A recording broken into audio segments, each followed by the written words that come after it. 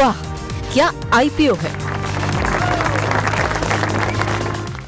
दो आईपीओ खुले हुए हैं, दिन का दूसरा दिन है आज। इसमें पहला नाम है फ्रैक्टल एनालिटिक्स का। ये एआई रिलेटेड प्ले है। माना जा रहा है कि इस साल एआई से जुड़ी हुई काफ़ी सारी कंपनियों के आईपीओ बाजार में दस्तक दे सकते हैं।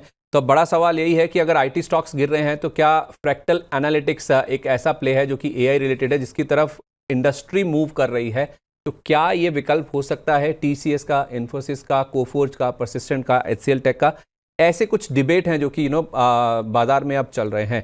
तो सर, ज़्यादा अच्छा रिस्पॉन्स इसको मिल भी नहीं रहा है। एआई का नाम जुड़ा था ना, तो 180 रुपये से इसका ग्रे मार्केट का प्रीमियम शुरू हुआ था सर, जो फिजल आउट होकर 105 आ गया, 57 आ गया, गिरते गिरते अब ये 4 रुपये पर आ गया। तो सर, आपके हिसाब से, मैं नहीं पूछ रहा कि आईपीओ में पैसा लगाने नहीं लगाना, आपकी महारत नहीं है, आप हमेशा बोलते हैं। मेरा सवाल ये है कि क्या ये आईटी का विकल्प हो सकता है? आईटी शेयरों की बजाय इसमें पैसा लगा दें क्या? ये जो डिबेट चल रहा है उस पर आपका क्या कहना है? इसमें हमारा व्यू ऐसा है कि ऐसा नहीं कि एआई फ्यूचर नहीं है या एआई काम पे नहीं आएगा। रिसेंटली जो डिबेट चला था कि एआई टूल को लेके कि AI will replace your job, AI versus human. कोई भी न्यू टेक्नोलॉजी आता है ना, टेक्नोलॉजी को सपोर्ट करने के लिए बहुत अलग अलग चीजें होता है। अब उसका पॉजिटिव साइड होता है, नेगेटिव साइड भी होता है। हमें लगता नहीं कि इसका एक नेगेटिव इम्पैक्ट था ओवरऑल आईटी सेक्टर में, वो तो बस हो ही गया खत्म। तो उसमें नो डाउट उसमें कोई प्रॉब्लम है ही नहीं। रिसेंटली इंटरनेशनल मार्केट में भी आईटी स्टॉक्स में थोड़ा बहुत प्रेशर देखने को मिला। अब डिबेट वही था कि अगर मैं कोई भी कंपनी के कोई भी टूल या तो कुछ भी ऑटोमेशन करने के लिए मैं 50,000 खर्चा कर रहा हूँ, अब वही हम्म। सेम काम 5,000 में हो रहा है, तो हम उतना पैसा दे हाँ। ही क्यों? तो उतना पैसा देने का बात ही नहीं हो रहा था। लेकिन AI is future, is no doubt. एंड हम्म। गवर्नमेंट भी अभी एआई रिलेटेड बहुत ही अलग अलग रेगुलेशंस लेके आ रहा है। एआई काउंसिल होने जा रहा है इंडिया में। एंड पर्टिकुलर ये जो आप स्टॉक्स के बारे में बात कर रहे हो, अगर हम देखेंगे 23 में भी प्रॉफिटेबल कंपनी है। एंड 25 में भी लास्ट जो सितंबर के क्वार्टर का पोस्ट किया था उसमें भी प्रॉफिट ही है। बीच में एक बार 24 में लॉस पोस्ट किया था। सो हम्म। ओवरऑल ऊपर से थोड़ा जो जीएमपी है वो थोड़ा घटा भी है। सो एक मिला जुला रिएक्शंस रहा है। लेकिन पर्टिकुलर मैं क्योंकि व्यू नहीं देता कोई भी आईपीओ में, तो इसमें मैं व्यू देने में हमारा कवरेज नहीं है, तो मैं व्यू दे नहीं पाऊंगा। लेकिन हम्म। ओवरऑल फ्यूचर एआई में है, और एआई रिलेटेड स्टॉक जितने भी हैं हमें लगता है कि यहाँ पे थोड़ा बहुत ऐसे जब न्यूज आता है, ऐसे न्यूज आने के बाद जितने भी काउंटर्स नीचे आता है, हमें अपॉर्चुनिटी ढूंढना चाहिए रदर देन वो डालने जैसा कुछ है नहीं। अब ये हम्म। होता है, मुझे लगता है कि एक बबल होगा बाद में, वो भी फ्यूचर में वो लेट है टाइम वो आने का।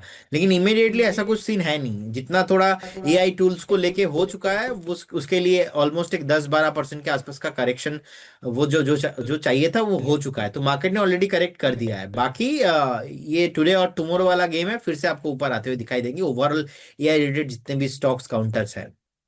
ठीक है, ओके, परफेक्ट है। अब दूसरा नाम जो है ना सर, आप कहेंगे कि मैं आईपीओ ट्रैक नहीं करता, लेकिन मेरा सवाल ये है सर, ये आई फाइनेंस की मैं बात कर रहा हूँ, ये एनबीएफसी प्ले है सर। ये एनबीएफसी ऑलरेडी बहुत सारे विकल्प हैं हमारे सामने बाजार में, स्टार्टिंग विद बजाज फाइनेंस जो कि सबसे बड़ी एनबीएफसी। इसका सवाल भी आया था, हमने पहले भी डिस्कस किया था। तो सर, इतनी सारी जो भीड़ है एनबीएफसी की, उसमें कहीं आई फाइनेंस फिट हो जाएगा क्या?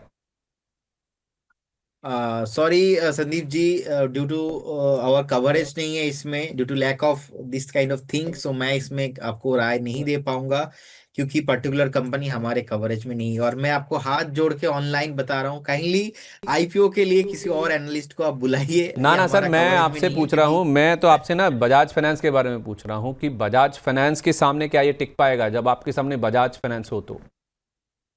नहीं, Bajaj finance is Bajaj finance Sandeep ji. Bajaj finance के कंपटीशन में अभी कोई आया नहीं है, ठीक है हाँ, मैं वही पूछना चाह रहा था मुझे सर। लगता नहीं कि मुझे लगता नहीं कि इमीडिएट लेवल पे कुछ भी यहाँ पे पॉसिबल होगा कि बजाज फाइनेंस के कॉम्पिटिटर में कोई भी आएगा। बजाज फाइनेंस में हमें पॉजिटिव ही व्यू रखना चाहिए, ठीक है। अब रिसेंटली जो डीप था हो चुका है, एक सिग्निफिकेंट हिस्ट्री ट्रैक रिकॉर्ड है, एक ईपीएस भी बहुत बढ़िया है, मार्केट कैप बहुत लिक्विडेट कंपनी है, sales revenue in terms of PAT everything, जो अगर हम P price to earning ratio देखते हैं वो भी है। So in terms of profitability fundamentals kind of thing, technically भी देखेंगे 200 मूविंग एवरेज के ऊपर सस्टेन हुआ है। रिसेंटली 150 के ऊपर भी सस्टेन हो रहा है, जो सपोर्ट लेना था रिसेंटली 890 के आसपास लिया है। सो ज्यादा कुछ प्रॉब्लम नहीं है। सो मुझे लगता नहीं कि बजाज फाइनेंस पे कुछ भी प्रॉब्लम है। आपको बजाज फाइनेंस के साथ ही जाना चाहिए। हम्म। ठीक है, ओके, यही मेरा सवाल भी था इनफैक्ट सर, क्योंकि ब्रोकर्स की भी जो राय आप देख पा रहे हैं ना बटी हुई है। कुछ लोग कह रहे हैं कि आपको सब्सक्राइब करना चाहिए, कुछ लोग लॉन्ग टर्म के लिए कह रहे हैं और कुछ तो न्यूट्रल की राय दे रहे हैं, यानी कि इसको आप अगर स्किप भी कर दें और बेटर ऑप्शंस अवेलेबल हैं बजाज फाइनेंस जैसे, जैसा आपको प्रदीप सर बता रहे हैं, तो इनमें आप ज़्यादा फोकस करके चल सकते हैं। इस सिप से तो नींद टूटती है, लेकिन केवल जागना नहीं, आगे भी तो बढ़ना है। उसके लिए चाहिए एक और सिप। हर महीने छोटी छोटी रकम की इंस्टॉलमेंट यानी सिस्टमैटिक इन्वेस्टमेंट प्लान से शुरू कीजिए निवेश। लेकिन पैसे बढ़ाने वाली कौन सी सिप आपके लिए रहेगी अच्छी?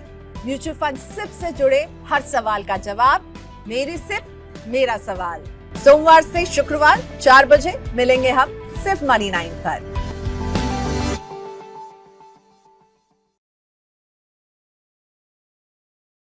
मनी 9 लाया है मेंबरशिप प्रोग्राम मनी 9 प्राइम। अब आपके दिमाग में कई सारे सवाल होंगे, मसलन आखिर क्या है ये मनी 9 प्राइम, आपके लिए यानी दर्शकों के लिए इसके क्या फ़ायदे हैं, और एक बड़ा सवाल ये कि मनी 9 प्राइम से आखिर जुड़ना कैसे है। तो इसकी पूरी जानकारी हम आपको देने जा रहे हैं। मनी 9 प्राइम में 3 प्लान होंगे, इकोनॉमी, स्टैंडर्ड और वीआईपी। तो फटाफट ज्वाइन कीजिए YouTube पर मनी 9 प्राइम। ज्वाइन करने के लिए मनी 9 के YouTube पेज पर जाइए, होम पेज पर मिलेगा ज्वाइन बटन, इसे क्लिक करें, अपनी पसंद का प्लान चुनें और बस हो गया, अब आप रहेंगे सबसे आगे। वाह, क्या आईपीओ है।